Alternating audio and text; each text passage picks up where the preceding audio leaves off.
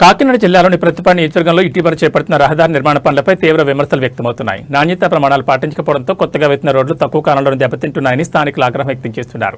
MLA సత్యప్రభకు సంబంధించిన బంధువులు అలాగే పక్క నియోజకవర్గానికి చెందిన వ్యక్తులు ఈ పనులు నిర్వహిస్తున్నారని ఆరోపణలు వినిపిస్తున్నాయి.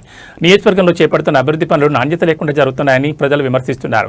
ప్రతిపాడు మండలంలోని గిరిజన గ్రామాల్లో నిర్మిస్తున్న రహదారులు చాలా దారుణ స్థితిలో ఉన్నాయని, చేతి వేళ్లతోనే తవ్వగలిగేంత బలహీనంగా ఉన్నాయని గిరిజనులు సోషల్ మీడియాలో వీడియోలు పోస్ట్ చేయడంతో విషయం వెలుగులోకి వచ్చింది.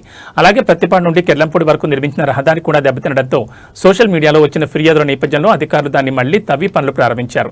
రోడ్డు నిర్మాణంలో సరైన తనిఖీలు జరగడం లేదని ఆరోపణలున్నాయి. లోపభూయిష్ట పనులకు బిల్లులు ఆమోదించిన అధికారులపై కేసులు నమోదు చేయాలని జైభీంరావు భారత్ రాష్ట్ర ఉపాధ్యక్షులు దాడిశెట్టి వీరబాబు డిమాండ్ చేశారు. ఈ నిర్మాణంలో జరిగిన అవకతవకలపై త్వరలోనే కోర్టును ఆశ్రయిస్తామని ఆయన తెలిపారు.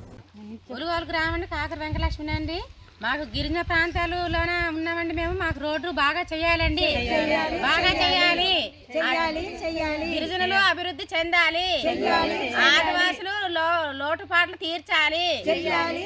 అధికారులు మాకు రోడ్డు పోతే రోడ్డు రాదు, మళ్ళీ బాగా చేస్తానని మేము అంటున్నాము. రోడ్డు నాణ్యత లేదు, గ్రావెల్ వేయట్లేదు, రోడ్డు పోతే మళ్ళీ రాత లేదు. చెయ్యాలి ఆదివాసులు వర్ధిల్లాలి, చెయ్యాలి. గిరిజనులు అభివృద్ధి చెందాలి, అధికారులు చెయ్యాలి. నమస్కారం అండి. కాకినాడ జిల్లా పత్తిపాడు మండలం అండి. ఇక్కడ లోకల్ మెడిసింత అని ఒక గ్రామం ఉందండి. మెడిసింత నుంచి ఉలుగోలకి ఇలాగ మనకి తార్ రోడ్డు ప్యాస్ అయిందండి. పోసి ఎన్నో లేదో అవుతలేదండి, 10 రోజులు అవుతుందండి. జస్ట్ 10 రోజులు అవుతుందండి. ఈ 10 రోజుల్లోని మన ఈ ఉమ్మడిగా మన కూటమి ఈ ప్రభుత్వంలో పోసిన రోడ్డు రండి. ఇది ఒకసారి బాగా చూడండి.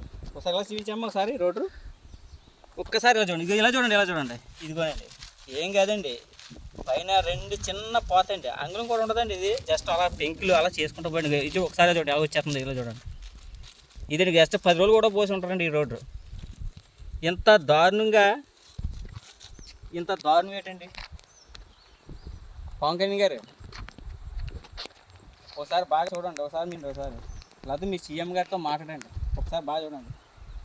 పవన్ కళ్యాణ్ గారు, మేము కోరుకునేది ఏంటంటే, పవన్ కళ్యాణ్ గారు మాకు ప్రతి గ్రామానికి, ప్రతి మండలంలో కూడా, ప్రతి ఎక్కడ గిరిజన ప్రాంతంలో అవ్వచ్చు, ఎక్కడంటే అవ్వచ్చు, ప్రతి దిక్కుని కూడా రోడ్లు పోసారండి. చాలా సంతోషం. మీరు వచ్చిన తర్వాత కూడా ఈ రోడ్లు వేయండి, మాకు చాలా ఆనందంగా ఉంది. కానీ ఒక్క విషయం సార్, మీకు తెలియపోవచ్చు కదండి, వెనకాల ఈ కార్యకర్తలు వీళ్ళు చేసిన పనులు చూడండి ఒకసారి. వాళ్ళ లంచాలు ఇచ్చి లేకపోతే మేనేజ్ చేసుకుంటున్నారో ఏం చేసుకుంటున్నారో మాకు తెలియదు. కానీ ఈ కాంట్రాక్ట్ చేసి కూడా ఒకసారి అలా చూడండి. ఒకసారి బాగా చూడండి.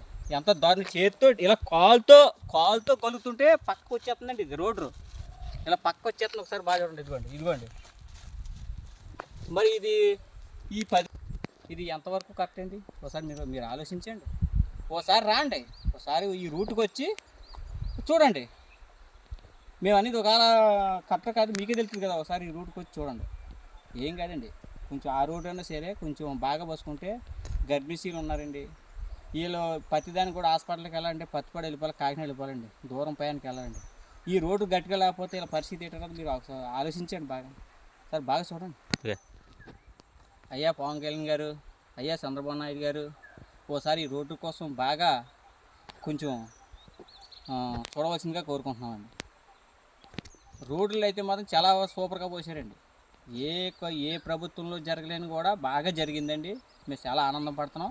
కానీ ఎంత ఈ డెలికేట్ రోడ్లు మాత్రం వద్దండి. ఏంటంటే ఇలాగా మన కాంతి మీద బొమ్మ గీసి చెరిగిపోయేలాగా ఉండకూడదండి. వేసేవంటే ఒక 10 సంవత్సరాల క్రితం వరకు కూడా మనం చెప్పుకోవాలండి. మన ప్రభుత్వం కోసం మనం మాట్లాడుకోవాలండి. అంత 2 రోజుల్లో చెప్పేసుకుని 3వ రోజు సరిపేసుకుని ఇలాగ ఉండకూడదండి. దీనికోసం బాగా కొంచెం ఆలోచించి ఆ పోసిన ఆ కాంట్రాక్ట్ ఎవడో కానీ ఆయన తీసుకొచ్చి కొంచెం బాగా పోయమని చెప్పండి. అంతేనండి, మాకేం కోరుకునేది లేదు. నమస్కారం అండి.